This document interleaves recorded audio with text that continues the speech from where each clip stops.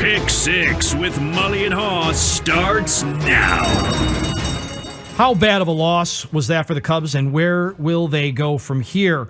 Was the bullpen David Ross showed faith publicly in as recently as pregame on Wednesday a disaster, always a little overrated?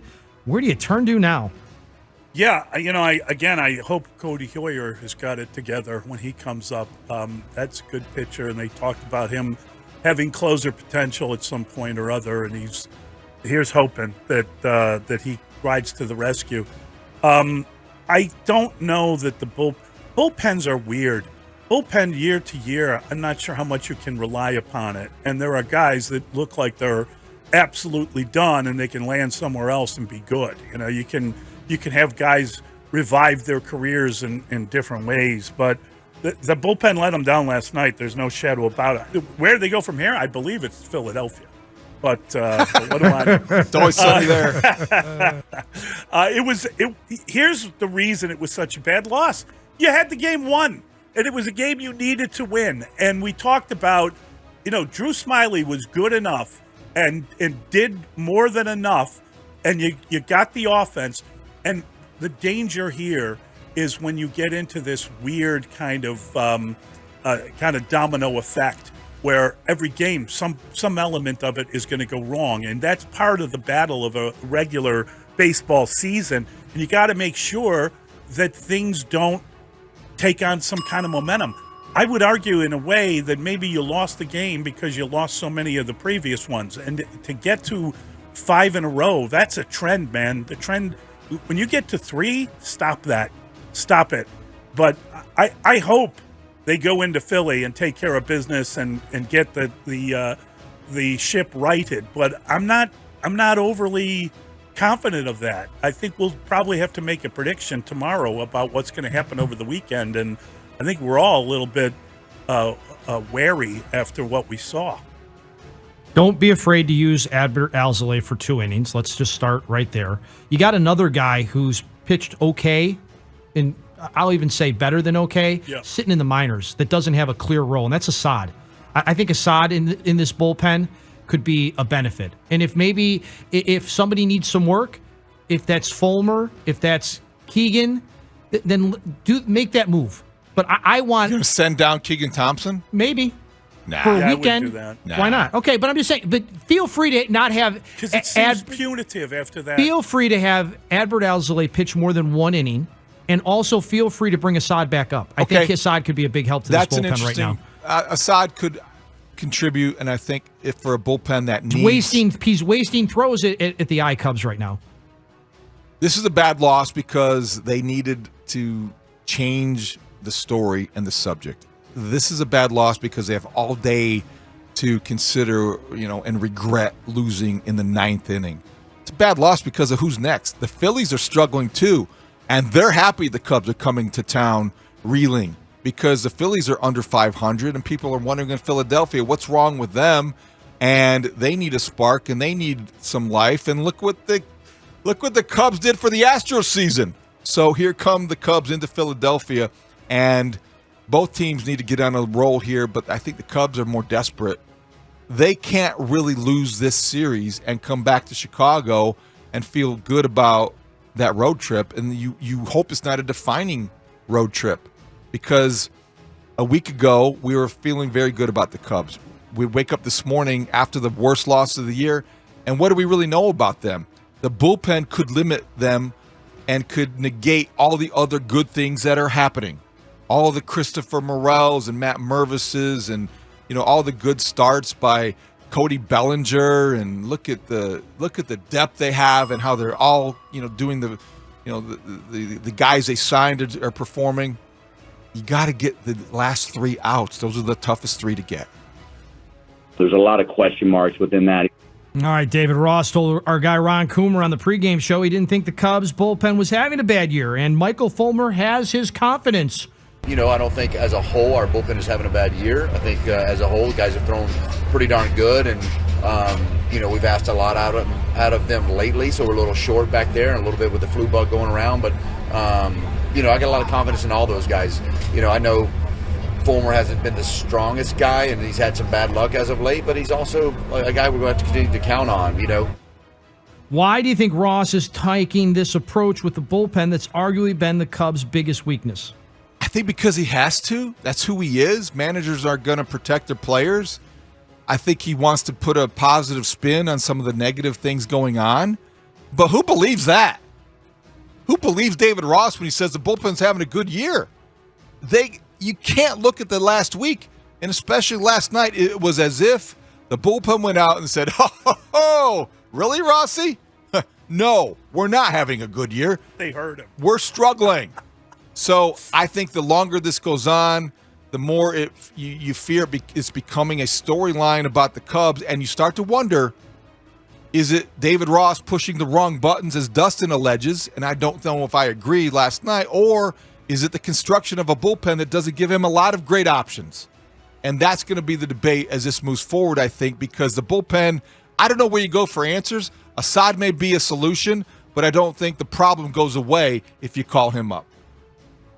So Michael Fulmer's made the most appearances by any Cubs pitcher this year, 20 appearances. And if he did have David Ross's confidence, where was he then last night? If that's the guy you're confident in, David, then I'm glad you didn't use him, because you'd probably be having even a worse conversation. But if that's your guy, didn't they just bring Nick Birdie? Why he can't pitch back-to-back days? Where's Jeremiah Estrada?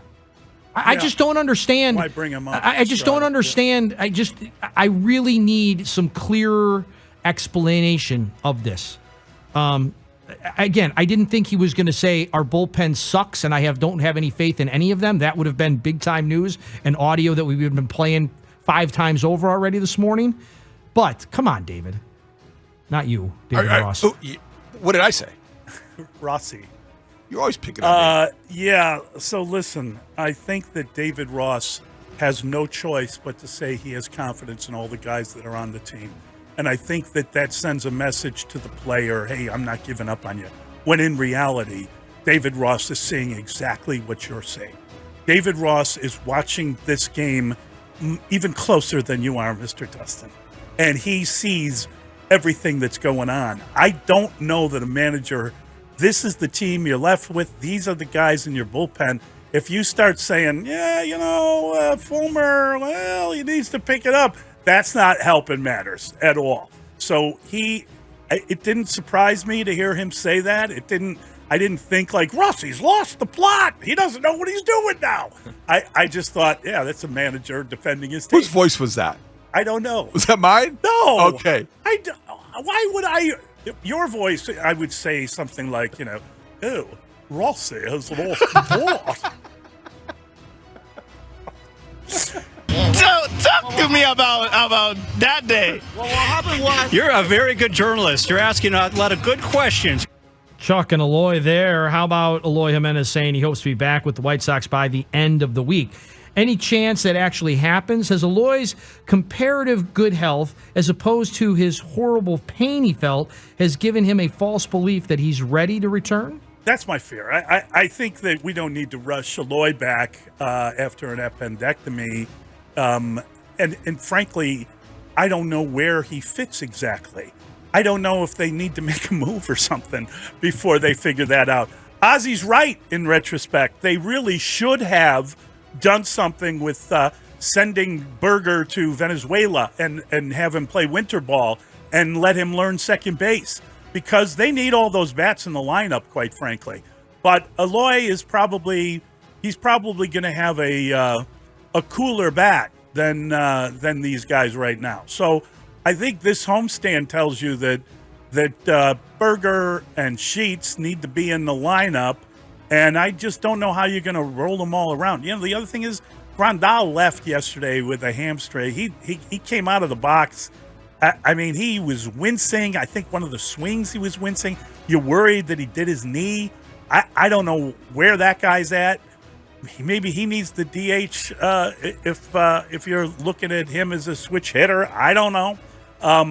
I just think that they have a lot of the same player, and you got to go with the hot hand. So I think Eloy, he said that. He said he felt a ton of pain, worst pain he ever felt. maybe the fact that he doesn't feel that pain anymore makes him think he's ready to go. Thought he was going to die. Yes, he said. He said that he felt so terrible that he thought he was going to die. I mean, that's a pretty big statement. Haven't you felt like that at times when you get some kind of illness? I've never felt that bad. That was pretty Luckily, profound what he said. Okay. I did not chuckle in response. No. And the other thing, I don't know if this is a little bit of lost in translation. We could get into this later if you want, but the end of the week, maybe his version of end of the week is next week. Right. You know, like people will say, is it next Friday or is it running is and he's tomorrow supposed to be batting is tomorrow next Friday or is it this Friday or is it Friday? Like I wonder if what he meant was the end of May, that next week. Well, I think they're going to be very careful with him. They don't need him right now either, right? They don't because need him. Sheets and Burger are playing the way they're playing. They've hit 3 home runs in consecutive games for the first time in 2 seasons. So I don't know that there's a rush to get him back immediately and get his bat in the lineup. That is ideal, but you don't want to mess around with somebody who did feel like in his own mind he had a near-death experience.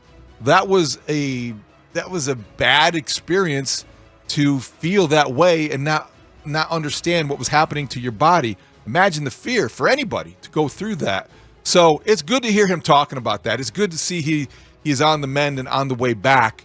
And sooner rather than later, because you remember the 4 to 6 week prognosis was one like, wow, that's a long time. But they are hitting without him. You add him to the lineup, and then you've got some duplicate parts, and that's Pedro Grifol's problem. He'll figure it out. He mentioned Jake Burger at first base, possibly, which is interesting. You could rest Vaughn if you need to. It's a good problem to have if you continue to hit home runs at this rate, because Burger, Sheets, you like what they're providing right now, and Eloy just adds to the mix with Luis Robert. Hey, the White Sox have some sluggers, and if they all get hot at the same time, then maybe Gavin Sheets is right, and it's not over.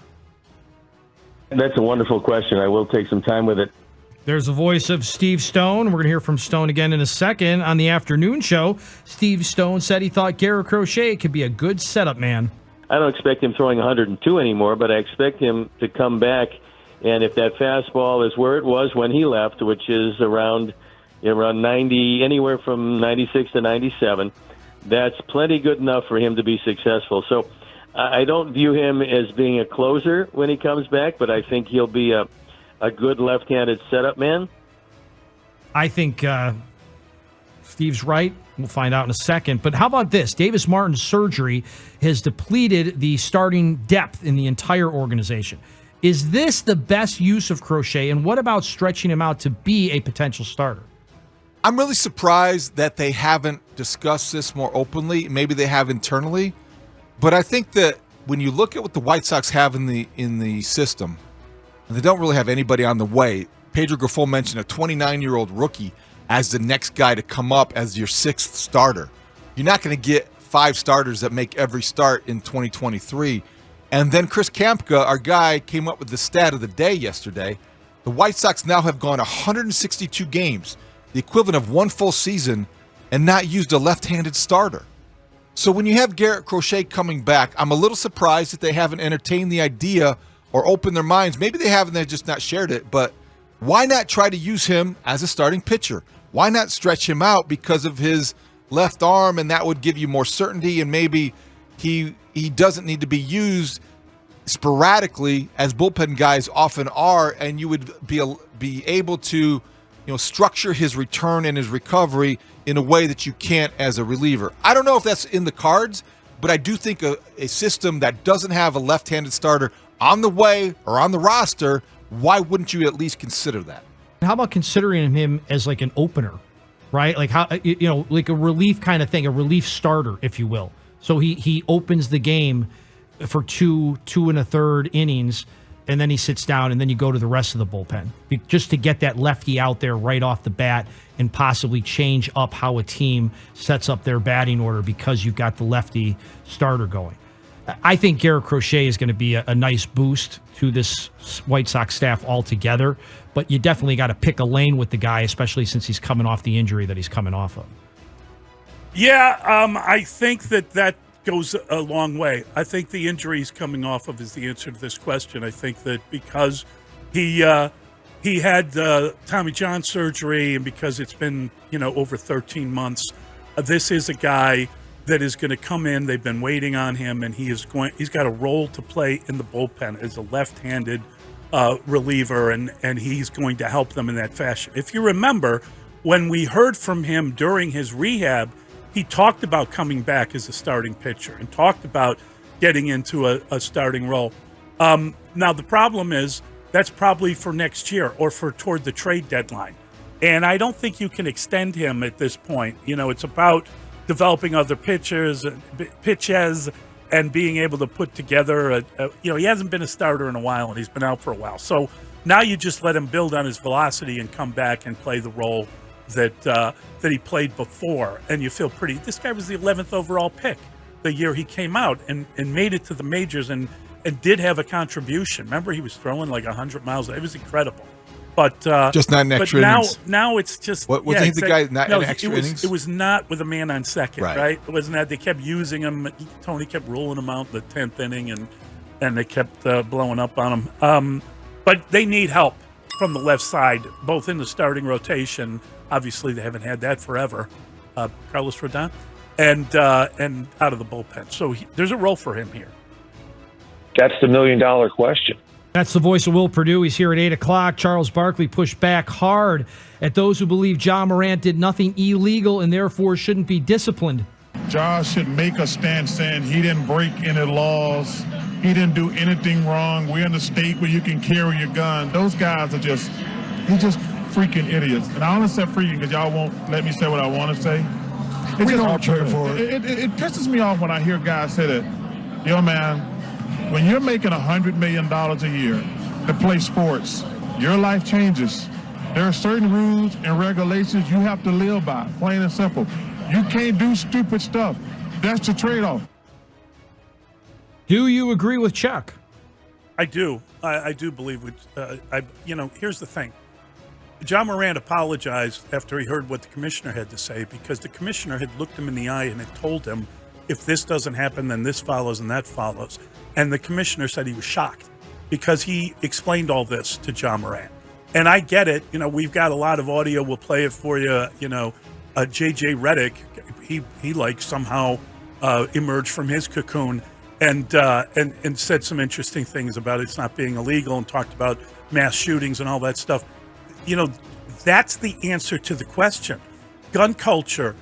People waving around guns, the lack of safety going on, and people popping other people, shooting drive-by shootings, pointing a laser at officials from another team because you got into a mix with them. And I don't know who was in his car who did it, but clearly somebody did it. Waving guns, that is just a bad idea. It's an awful look. You're not a $100 million player. You're a potential billionaire. You could be a billionaire. You got all these deals with all these companies. How hard is it to play along? And he doesn't get it. And they talked to him about it, and they suspended him over it. So this is recidivism. I mean, this is having the same problem crop up again. It has nothing to do with legality. I am not a role model. All right, that's from 1993. Nike commercial. I am not a role model. That's Charles Barkley. David on Twitch is fantastic. He was fantastic in the pre-show meeting, and he's even carrying it through here. Which one is it, Charles? Which one is it? Both. Listen, John Morant is wrong to do what he did. He had a meeting with his bosses, and they told him to knock it off, and he continued to do it. But I don't believe John Morant. John Morant should be punished. He should be punished. Question is, how big of a punishment? But I think an entire year off, sitting out an entire NBA season, I don't think that does anybody any good. That would be way too far of a punishment. So that's where I'm at on it. John Morant screwed up. John Morant should be punished, but I don't believe a full year on the bench is a legit punishment because he didn't break a law. Half a season or in an indefinite suspension with conditions makes a lot of sense. Do you know how ridiculous it is to hold somebody responsible for something they said 30 years ago? Charles Barkley was a different guy then. This was a different society then. The rules have changed, okay? Charles Barkley's exactly right. people wanting to justify or enable John Morant by saying he didn't break a law are missing the plot. They've lost it. Because, yeah, this isn't about maybe following rules or regulations or laws. This is about showing some responsibility and understanding your place in your sport, to your team, to your organization. You are a leader. You are a role model. You can't be doing that stuff. Grow up. Figure it out. It's easy to say when you're not on the inside maybe, but the people in his life have to understand what's at stake here. He's been enabled enough. He didn't break a law, but he violated a code. The superstars have a different set of rules. They just do. And he is a consummate superstar. One of the 5 or 10 best players in the NBA. And now he is squandering that opportunity to do something special in his life because nobody can tell him the truth about what he's doing is wrong. So all these people that want to say, well, he didn't break a law, leave him alone. No. This kid is crying for an intervention. This is a plea for help. Help him. That is a pick six. Which front office here in town do you trust the most? The Cubs, the Sox, the Bears, the Bulls, or the Blackhawks? Is it even a close call? Oh God, you're trying to depress everybody. We have to go through the sports organizations in town, rank them. Boy, it's bleak right now. All right, let's start from the top. I still think the Cubs are number one, numero uno. They have won most recently. I think that Jed Hoyer gets the benefit of the doubt. I'll say Cubs. Then I'm going Bears because everything's relative. Right now, I guess in terms of confidence and trust, I would think that they're on the right track. Ryan Poles and company, Kevin Warren and company. Bears number 2. I'm going Hawks 3. I enjoyed our conversation with Kyle Davidson. I've come around a little bit. And Jerry Reinsdorf teams tie for the bottom. David's on a roll. I think right now it's the Bears by a landslide. I don't think it's close. I trust the Bears the most, and I don't need to rank them. Well, okay. Dustin makes a editorial decision. Statement about the question. On the question. I don't see that it says to rank them. It says, who do you trust the most? Oh, I said the Bears by a landslide. It's not even close. I believe I answered the question. Oh, no. La-di-da. Yes, sir. I can't. I think the answer is the Cubs. I think the answer is the Cubs because they've been here the longest, and they have they've made some moves, and it was painful to watch them get rid of everyone, but they seem to be doing it the right way. They haven't really tapped into all of the trades they made yet, and they've kind of got themselves a pretty decent team. I am accepting the 5-game losing streak in this answer. So I think the Cubs are they have a bright future, and I feel that they're in good shape. You know, the Bears are probably closer to next than the Blackhawks are, in my opinion, but those two teams are right. I don't know what to make what the Sox are. The Sox are probably last, but it's a hard call. Right. The Bulls are right now, they're in NBA hell. They're in the middle of the pack, and they can't do a thing about it. They don't have a draft pick. They don't, you know, they could make moves, but are they moves to win? And what's the plan? They are stuck. They are stuck. And the Sox have just been god awful. And I think they've found convenient scapegoats along the way, and they were the wrong scapegoats. So I'm going with that order. Same order. Same order. We agree. Yeah, Dustin's wrong. You said you couldn't pick between the two. Okay. Jerry Reinsdorf All right, maybe teams. so. I picked. I'm proud of me. I have the Sox worse. And then, you know, maybe if they keep hitting home runs, I'll feel differently, but I doubt it. All right, 312-644-6767.